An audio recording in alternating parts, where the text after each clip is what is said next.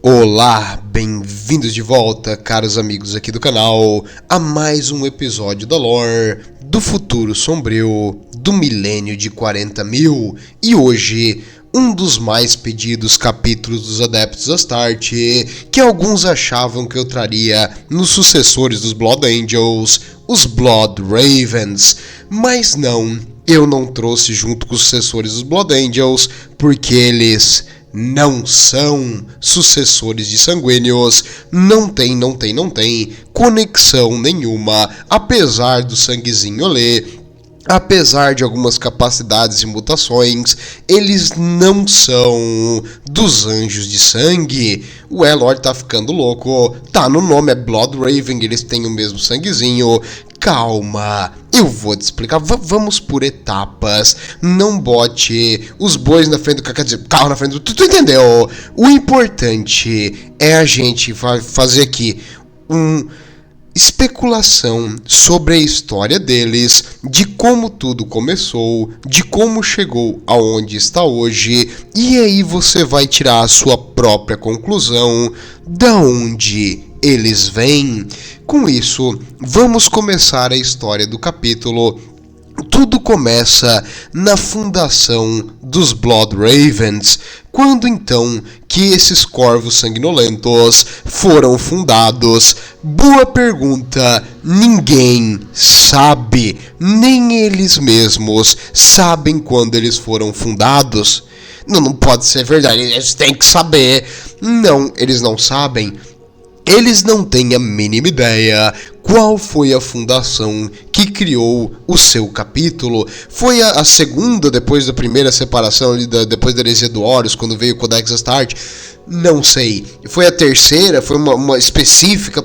Não dá pra saber. Não tem como saber. E qualquer coisa relacionada a isso tem um selo inquisitorial que tu não vai ter acesso.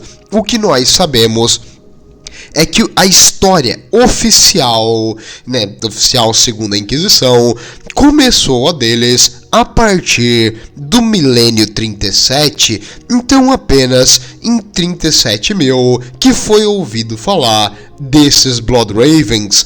Só que aí tem inconsistências, porque outros capítulos, incluindo os originais, tem relatos de batalha junto com eles há mais tempo atrás disso, então o que aconteceu antes meio que não importa e é melhor tu não procurar se tu não quer um encontro com uma cela da Inquisição ou com uma bala de bolter na cabeça. Melhor tu deixar isso pra lá e não focinhar mais aonde eles começaram. Então tá. A gente não sabe de onde eles vieram, não tem isso, e a gente sabe que foi algo que a Inquisição quis esconder, então não é uma coisa muito limpa, não é uma coisa muito boa, deve ter algum tipo de heresia nisso aí, alguma coisa meio errada, certo? Deixa essa ideia na cabeça e vamos continuar. Então tá, a história deles começa em 37.000, e aí, de onde eles vieram afinal? Eles tinham um mundo natal chamado Aurélia. Esse mundo de Aurélia, num sistema do mesmo nome, eles viviam numa fortaleza monastério chamada Selenon. E essa fortaleza monastério era construída numa cidade colmeia com o mesmo nome, Selenon. Eles não são os mais criativos para nome, mas em si eles viviam em um mundo intensamente habitado, um mundo colmeia com bilhões de pessoas, por isso era fácil conseguir novos recrutas. Para um capítulo de Astarte, ter um mundo com bilhões de indivíduos é uma coisa ótima para te recrutar novas pessoas, porque se mesmo que 100 deles falhem no processo, tu vai ter outros 100 esperando na linha. Então sempre tem um fluxo de novos recrutas. Eles viviam nesse planeta, na sua fortaleza monastério, bem felizes, coletando recursos e conhecimento, até um momento que o capítulo deles caiu numa emboscada. Como assim? o capítulo foi chamado para lidar com uma rebelião nesse sistema natal deles de Aurélia, e durante esse conflito com essa rebelião foi descoberto que não era uma rebelião qualquer, eles estavam na verdade cultuando forças do caos, criaturas demoníacas começaram a se manifestar. E quando perceberam que não era só uma rebelião civil, ficou tarde demais, as forças do capítulo já estavam muito entrincheiradas não, né? Estavam profundamente a palavra, nas linhas inimigas, num ponto que eles não tinham como recuar, porque eles estavam dentro das cidades onde estava a rebelião, e aí começou ataques e cercar as unidades que estavam divididas para tentar cobrir mais espaço, e agora eles em menor número, enfrentando cultistas caóticos, frenéticos que vinham, se jogavam em cima deles com armas muitas vezes improvisadas, mas também com explosivos e algumas coisas que poderia causar dano até um Astarte. O problema não era esse sacrifício desses cultistas loucos, e sim as criaturas que começavam a se formar junto a essa massa de literal escudos de carne. Criaturas demoníacas começaram a se manifestar, e os Astartes agora, percebendo que isso aí ia ser uma coisa bem mais difícil do que eles inicialmente imaginavam, eles iriam ter que se reagrupar. Foi dada a ordem para fazer uma retirada coordenada e reavaliar a situação, e nessa retirada, lutando pelo caminho inteiro, o mestre do capítulo foi morto. Não só o mestre do capítulo, mas também o líder dos Chaplains, que seria o mestre da santidade, também morreu. E agora, quem é o próximo na linha de sucessão? Bem, não foi bem exatamente algo apropriado pelo Codex Astarte, mas na época, no calor da batalha, o bibliotecário-chefe botou o cajado na mesa e falou: parou com essa palhaçada, deixa comigo. E agora ele começou a liderar e ele resgatou o máximo de grupos possíveis, e ao invés de continuar ali uma luta totalmente despreparados, ele optou por cercar a rebelião, e antes de qualquer invasão ele iria primeiro pesquisar o inimigo. Quando ele falou isso aí, os outros comandantes e oficiais se olharam e disseram: não acredito que ele vai ler um livrinho, tá me zoando. Não é momento de ler, é momento de atirar. É uma guerra isso aqui, tu vai entrar na biblioteca. Ele: sim, eu sou um bibliotecário, escutem o que eu falo, que vai dar tudo certo. E ele era tão convincente que, apesar dos outros acharem meio covarde, vamos dar uma chance para ele. E a cidade foi cercada. Até relatos dessa história de origem deles deixam também falando que a guarda imperial estava aqui. Então não se preocupe. Se eles não der conta, o pessoal, os verdadeiros homens, a guarda imperial, vai lidar com isso aí. Não se preocupa, Bloodraven. E agora, com aquela cidade com os revoltosos cercada, ele começou a pesquisar e questionar pacificamente, porque eu não quero que meu canal seja desmonetizado, alguns prisioneiros de guerra que eles pegaram a ler. E aí, ele, fazendo Gênova ser apenas uma sugestão, ele conseguiu alguns conhecimentos e informações sobre a verdadeira origem do seu inimigo. Então, depois de algum tempo, ele completou o seu estudo do inimigo. Levou algumas semanas, quase meses, mas estava pronto o plano. O pessoal já estava de saco cheio de ficar ali sentado com a van trincheira. Eles não são de Krieg, Astarte não é feito para se defender, Astarte é feito para atacar. Mas agora era o momento, e aí ele botou o plano de batalha, e todo mundo começou a se olhar: esse cara tá ficando louco, ele quer que a gente ataque lugares que não tem nenhum sentido. Uma montanha ali, uma planície ali, um pequeno bloco habitacional que não tem valor estratégico nenhum. Ele tá ficando louco, o que esse cara tá fazendo? Ele falou: escuta o que eu digo. E ele falou com tanta convicção que os outros vamos dar mais uma chance pra ele.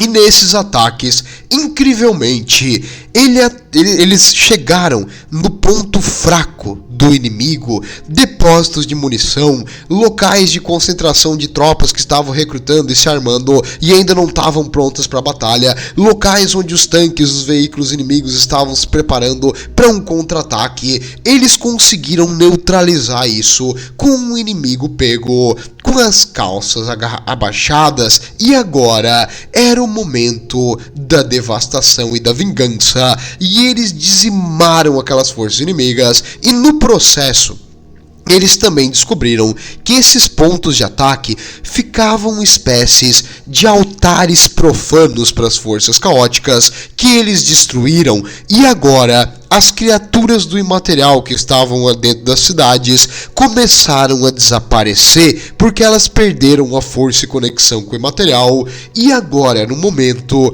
do ataque total, a cidade sitiada foi tomada com ataques brutais e violentos e as forças defensoras foram dizimadas. O Império venceu, como sempre. E a Inquisição, depois da vitória, bateu na porta dele e falou: tenho relatos urgentes, notícia quentinha. A Alpha Legion estava nesse planeta e eles participaram da coordenação dessa insurreição. E então o chefe bibliotecário, o Azir Akira, virou e falou: eu sei. Porque ele sabia, porque ele descobriu, fazendo algumas coisas não totalmente legais, nem éticas, nem morais. Dane-se, é uma guerra, eles venceram. E agora, a Inquisição sabia que ele sabia que a Inquisição sabia, e isso ficou entre eles. Por isso, até existem relatos que o Azir Akira, porque agora, depois dessa vitória brutal, ele foi considerado e eleito o novo mestre do capítulo. Então ele era o chefe bibliotecário e o mestre do capítulo, e eles estavam um pouquinho só de olho na mira, aliás, na mira da Inquisição.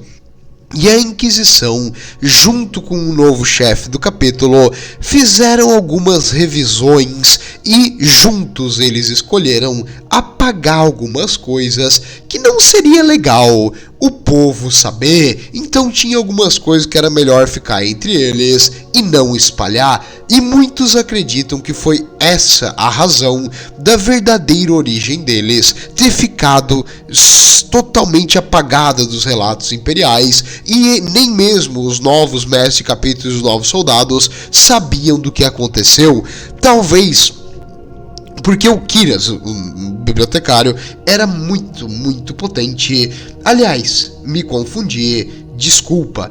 O nome desse bibliotecário original não era Kiras. Kiras é o outro que vai vir depois. O nome do original era Aziria Vidia. E o Aziria Vidia era o que fez tudo isso aí e que conversou com a Inquisição e que virou o primeiro mestre do capítulo e chefe bibliotecário em conjunto. Desculpa, me confundi aqui. É que o nome do próximo também é Azaria, e é bem mais fácil de falar do que Vidia, mas o Azaria Vidia é o original, é o primeiro, ele é o cara, então ele é o que mandou criar isso aí. E agora, depois que o capítulo foi reformado por ele, porque além dessa mudança da origem, eles também tiveram algumas mudanças de protocolo. Primeiro, bibliotecários seriam considerados agora para posições de comando também.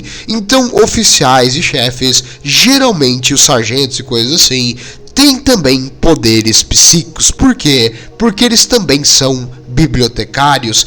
E isso não está no Codex Astarte, mas tirando esses detalhes, eles seguem o Codex Astarte na sua maioria, mas eles têm essa função dupla para os seus bibliotecários. Essa é a diferença, e tudo isso foi graças ao grande Aziria Vidia, que eu até esqueci o nome, porque é um nome difícil, mas um nome mais fácil. Ele foi conhecido como o Grande Pai, The Great Father, porque depois dele o capítulo foi reformado e virou o que ele é hoje. Muito bem, então eles têm um capítulo que tem oficiais com poderes psíquicos. Só isso é a única coisa deles? Não. Por algum motivo, depois que ocorreu essa censura da origem deles, eles começaram a ficar um pouquitinho obcecados em adquirir conhecimento. Como assim?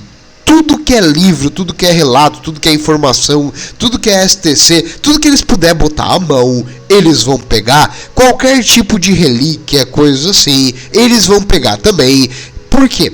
Para tentar ter algum tipo de epifania, algum tipo de visão, algum tipo de ideia do que houve com o seu capítulo. Eles buscam a verdade, e tanto essa busca da verdade que os bibliotecários dos Blood Ravens desenvolveram habilidades especiais. Uma delas é chamada Truth Seeker. O que é isso? É buscar a verdade. E o Truth Seeker, quando ele vê um objeto, ele consegue ver coisas sobre aquele objeto. Por isso, eles buscam esses artefatos raros para tentar desvendar o mistério da própria origem. Tanto que eles possuem, por exemplo, uma arma feita pelo próprio Rogal Dorn. Por isso alguns acham que eles são sucessores dos Punhos Imperiais, porque eles têm uma arma do Rogal Dorn, e normalmente quem tem uma arma do Rogal Dorn é o capítulo sucessor dos Punhos Imperiais que ele deu de presente. Mas, também pode ser que eles roubaram a arma de algum jeito assim ilegal, pegaram de alguém que morreu numa batalha ou coisa assim. Portanto, não dá para garantir que só o fato deles possuírem esse artefato faz deles serem Imperial Fists. Não. Eles provavelmente não são do Rogal Dorn, até porque os Imperial Fists têm algumas alterações nos órgãos que eles não têm. Então, por isso, não é Rogal Dorn. E quanto a sanguíneos, tu não falou que eles têm ali a iconografia do sangue, tem as asinhas e tudo mais. Aí que tá. Pra ser um Blood Angel, tu tem que ter uma falha que é a sede vermelha ou a raiva negra. Tem que ter essas falhas psicológicas, e eles não têm nenhuma. Por isso, não entra ali como um Blood Raven, no caso, desculpa, como um Blood Angel. Por isso eles não são sucessores de sanguíneos. Tu falou que eles têm um monte de psíquicos e psíquicos com poder absurdamente forte. E se eles forem descendentes do Magnus? Essa é uma teoria bastante aceita. Eles podem sim serem descendentes de Magnus o Vermelho. Faz um certo sentido pela questão dos poderes psíquicos, até porque depois de ser implantado com a semente genética deles, vários aspirantes que não tinham poderes psíquicos antes passam a ter depois da transformação em Astarte. Por isso, alguns especulam que eles são, na verdade, Thousand Suns. Eu acho que não, porque os Thousand Suns tinham algumas falhas que eles não têm. Por exemplo, nenhum deles virou uma geleca, uma criatura monstruosa do material.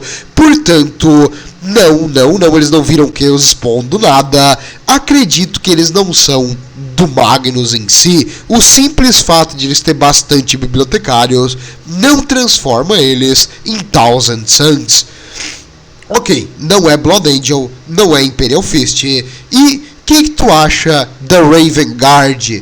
Não, também acho que não. Eles não possuem a alteração da pele que transforma eles em albinos, deixa os cabelos escuros e o olho escuro, que é típico do pessoal da Raven Guard.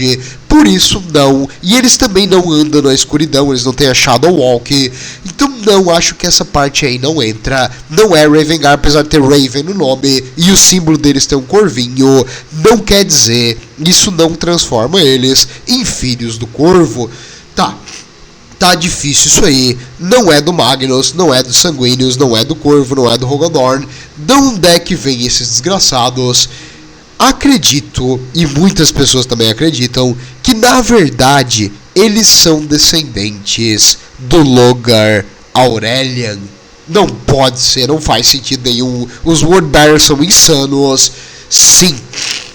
Mas, calma. O mundo e o local que eles vivem é Aurélia, Logar Aurelian. Tá vendo? Tá vendo a conexão aí? A GW adora essas relaçõezinhas de nome. E o planeta e a fortaleza monastério deles se chamava Selenon, que também é o nome de uma santa dos Wordbearers. Por isso, tem muitas conexões com a nomenclatura, e isso na GW é bem típico.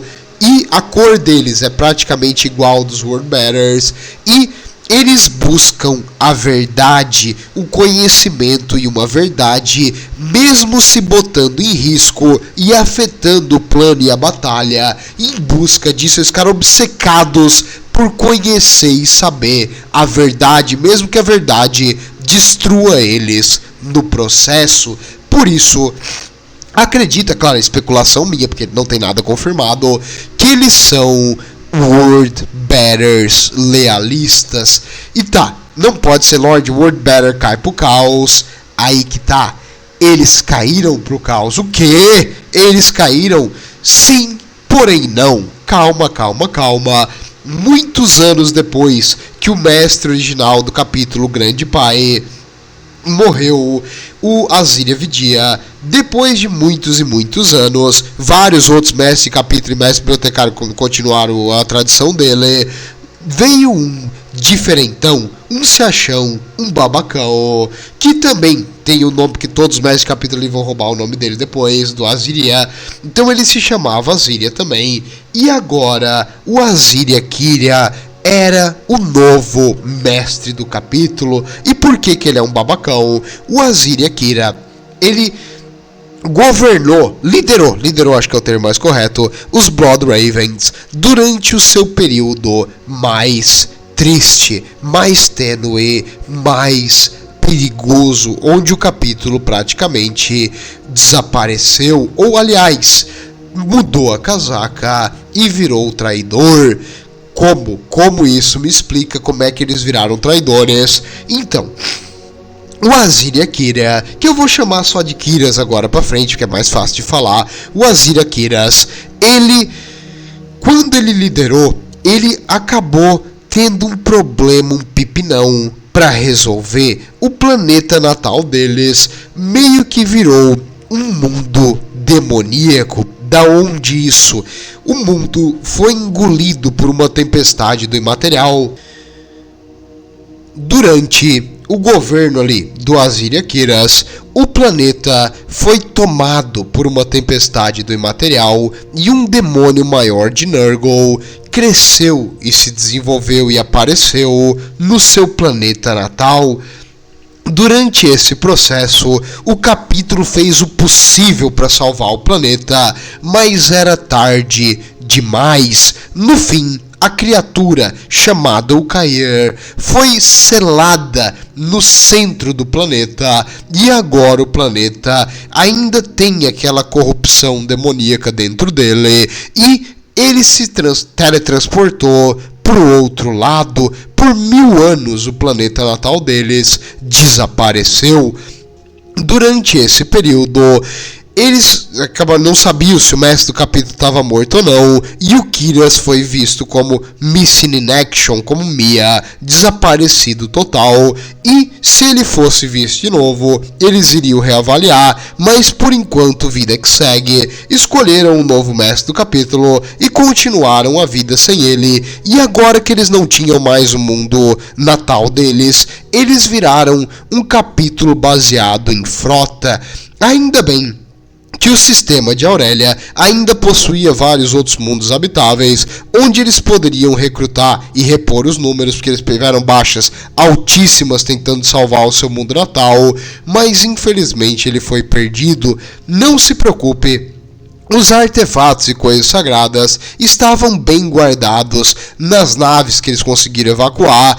E quanto à população, por exemplo, a população vem depois, primeiro o artefato importante, depois essas crianças choronas aí, fica todo mundo lá fora, mulheres e crianças depois, esse cajado mágico que já foi de um primarca na frente. Com certeza foi assim a evacuação que eles fizeram. E não se preocupe, cidadão imperial, as relíquias estão totalmente seguras. Ai, que bom, nada se perdeu então. E claro, agora que eles são um capítulo baseado em frota, aquela busca por artefatos e conhecimentos deles expandiu mais, um pouco por necessidade, né, porque eles perderam o mundo, um pouco também porque agora eles perderam relatos e informações que podiam estar ligados à origem deles, já que eles não têm mais o local que eles lutaram e viveram por séculos. E o que fazer agora? Bem, eles primeiro criaram um gigantesco arquivo e um centro de informações enorme, onde eles guardam os relicários e as informações para nunca mais ter uma coisa de risco de perder. E 500 anos depois desse trágico evento, adivinha só quem apareceu no setor de Aurélia? Sim, os Eldari vieram pilhar, os orcs vieram pilhar e a Black Legion, a Legião do Mal, a Legião do Abaddon, os seguidores do Caos, começaram a causar ataques e eles vieram meio que em conjunto, claro, não cooperando. Primeiro a Black Legion apareceu, novas tempestades do Caos voltaram e depois disso, sentindo fraqueza, os orcs e os Eldari apareceram para pilhar e tomar coisas fáceis, até porque os Blood Ravens já tinham roubado alguma coisa deles também, eles queriam pegar de volta, né? Como eles ousam roubar o que a gente roubou legalmente. E agora, os Blood Ravens em si estavam sozinhos contra 3 inimigos. Porém, nem tudo está perdido. Um Space Hulk apareceu no ar, próximo da onde eles originalmente tinham perdido o planeta. E a bordo desse Space Hulk estava ele, o Kyras, o mestre de capítulo do 500 anos atrás, que voltou para tomar o seu lugar de direito e controlar os Blood Ravens nesse seu momento de necessidade. Alguns viram isso como uma dádiva do Imperador. O nosso mestre de capítulo voltou, então nós vamos agora lutar contra o inimigo como uma força unida, com uma força revigorada, porque o Imperador está conosco. Não era bem o Imperador que estava com o Kyras. O Kyras fez um acordo com as criaturas do outro lado e ele tinha um plano de corromper os Blood Ravens. E o primeiro passo do plano, que foi adquirir a confiança e voltar ao comando, deu certo. O segundo passo foi declarar que nenhum Blood Raven deve atacar e lutar contra a Black Legion. Caso a Black Legion aparecesse, era para eles se renderem imediatamente. E um capitão da 3ª companhia ficou... Perdão, falei de Nurgle, né? Dá nisso.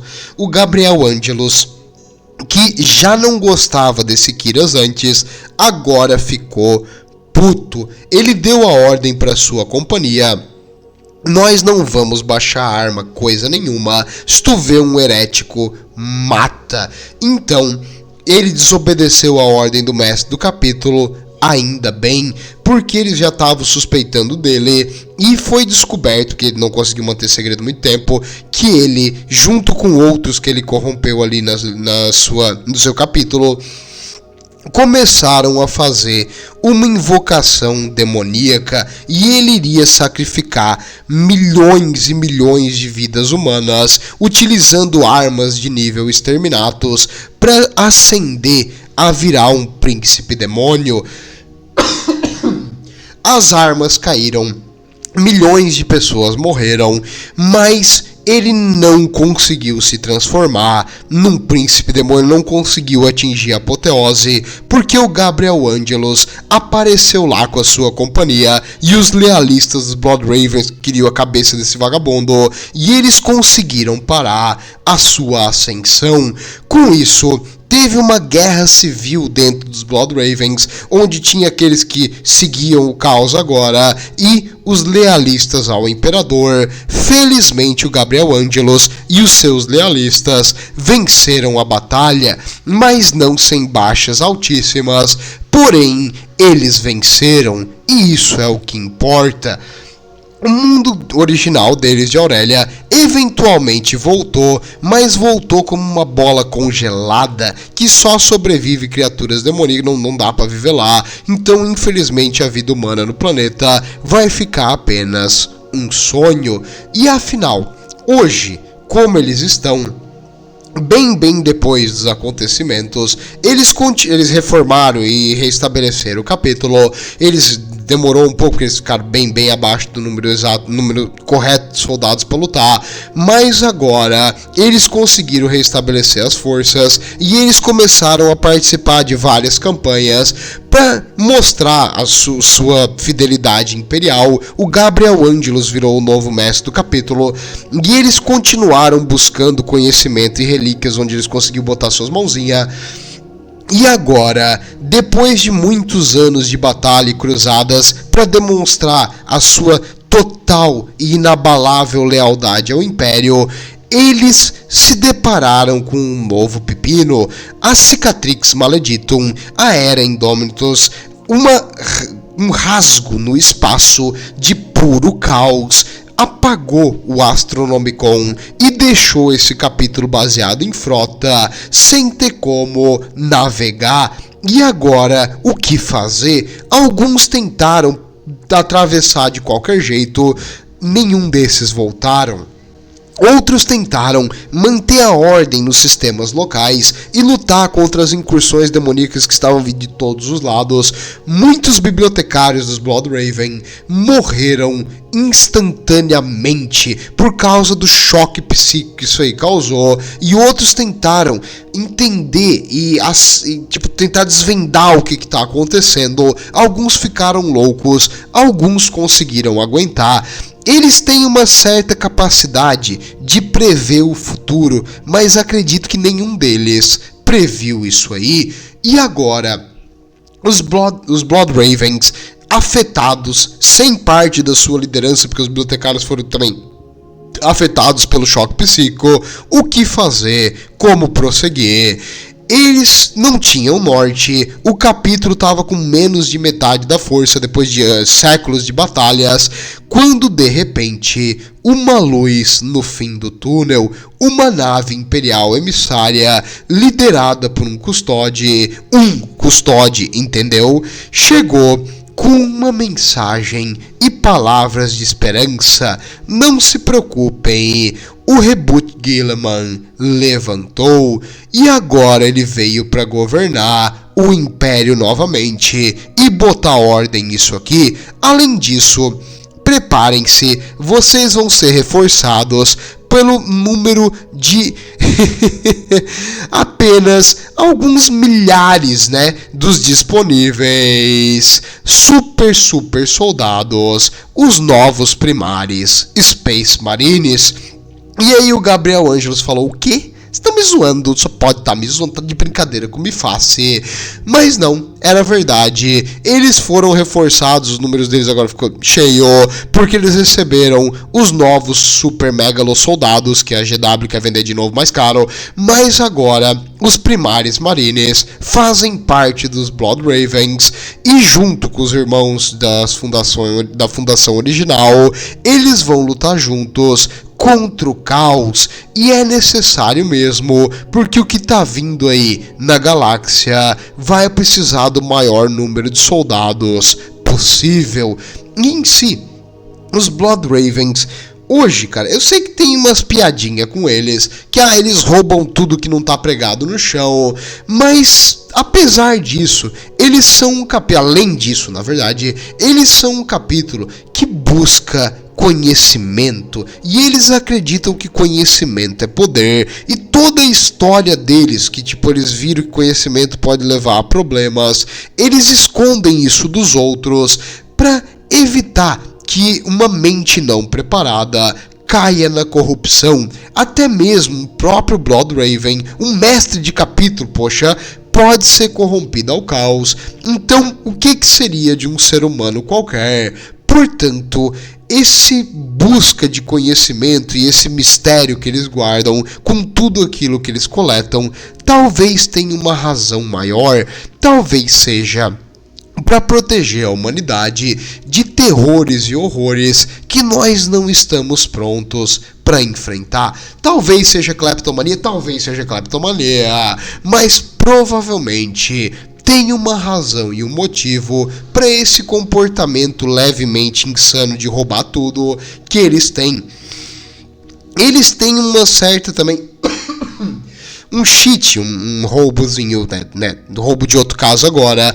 Eles têm, quando eles estão em batalha, a capacidade, usando os seus psíquicos potentes, de ver e entender o movimento dos inimigos. Por isso eles ganharam aquela batalha original, porque os bibliotecários deles conseguem entrar na mente e andar do outro lado e ver onde os inimigos estão, o que eles estão falando, o que eles estão pensando, o que eles estão fazendo, e com isso tu consegue ver os planos do inimigo. É como se tu jogasse CS com wall hack, tu sabe onde o inimigo tá, tu sabe o que ele tá fazendo, facilita muito o que tu tá enfrentando. Portanto, não existem regras, não existe VAC-ban no Milênio 41 e aparentemente não existe VAC-ban no CS também, porque esses dias eu joguei, eu tenho que falar, vou desabafar aqui, eu tava ali jogando CS, na uma hora que eu tenho pra jogar por dia, quando eu liguei o jogo pra jogar, o pessoal do meu time começou a varrer o inimigo, porque né, eu tava jogando tipo com aleatórios, eles simplesmente deram só HS e dois caras do nosso time matou tipo o time inimigo inteiro 4 vezes seguida. Aí um cara do time inimigo começou a girar, comprou uma scout e começou a acertar HS atrás da parede, e os caras do nosso time também estavam de hack. Então foi um jogo hack contra hack. Vão tomar no meio daquele lugar, porque cara, a gente tem pouco tempo de jogar. Se tu quer usar hack, joga contra IA, quem não dá nada, ou joga com teus amigos uma partida que não vale nada. Mas quando tu tá jogando uma coisa competitiva, multiplayer, não estraga o jogo dos outros. Isso é extremamente chato. No caso dos Blood Ravens, eles não estão nem aí em roubar das forças caóticas, dos tiranídeos ou do alien. Eles vão mais a querer matar tudo sem perder os seus soldados. Portanto, eles utilizam essa Battle Sight, que é uma capacidade de ver o que não pode ser visto, e eles conseguem descobrir aonde o inimigo está se escondendo e os seus pontos fracos e atacar aonde dói. Eles também têm uma habilidade que eles não falam muito, é chamada Murmúrios do Imaterial. Como assim? Os Warp Whispers, eles escutam e conseguem ouvir o que as criaturas caóticas falam. Peraí, eles têm demônios literalmente falando no ouvido deles? Sim, eles têm. Cara, esse capítulo beira a heresia. Sim, esse capítulo beira a heresia. Por isso que eu digo, não é Blood Angel, não é Ravengard. Isso aí é Logar Aurelian escrito na cara. Precisa de DNA? Precisa de DNA, né? Porque né, tem que saber o que é de verdade. Mas eles são os verdadeiros Wordbearers naquela compulsão insana do Logar para buscar a verdade, custe o que custar, nem que isso destrua o próprio capítulo. E falando nisso, quando digamos eles descobrem que tem algum artefato, alguma coisa assim, eles vão mudar totalmente o plano para garantir que aquele artefato seja capturado e estudado pelos seus bibliotecários com segurança. Por isso, os outros capítulos não gostam muito deles, porque digamos, o plano é atacar aqui, cadê eles? Eles estão lá cavando um maldito bunker que eles acham que tem um negócio dentro. Chato mesmo, não dá pra confiar muito neles num campo de batalha. Mas é isso que eu tinha pra dizer sobre os Blood Ravens. Me diga aí o que vocês acham, da onde eles realmente vieram, se vocês acham que eles são mais cleptomaníacos do que uma ajuda, e se vocês confiariam deixar alguma coisa perto deles sem trancar numa gaveta. Bem, não deixe o celular ou a carteira próximo desses caras, sério, não vai ser um bom momento. Se tu fizer isso, tudo de bom e o Imperador protege.